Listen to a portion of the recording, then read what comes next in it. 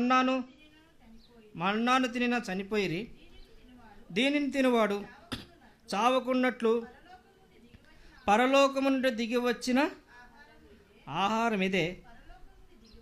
పరలోకము నుండి దిగి వచ్చిన జీవాహారమును నేనే.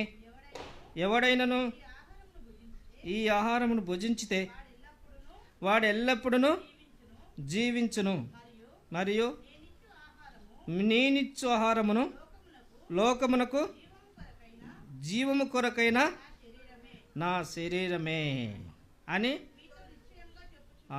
చూసారండి, నిశ్చయం అంటే ఖచ్చితం అన్నమాట. మళ్ళీ దీంట్లో మార్పు ఏమి ఉండదు అన్నట్టు. లోకము కొరకు నేనిచ్చు ఆహారము నా శరీరమే అని చెప్పాడు. అప్పుడు ఏమన్నారు యూదులు ఏమన్నారు చూడండి. యూదులు ఒప్పుకోలే. యూదులు ఈయన శరీరమును ఎలాగో తిననీయగలడని ఒకనితో ఒకడు వాదించారు. వాదనకు దిగినారు. శరీరం ఏంటో తింటావురా, రొట్టెలు అయితే తింటాం, మళ్ళీ ఇంకోసారి రొట్టెలు పెట్టమను కాదంటే అప్పుడు అడుగు.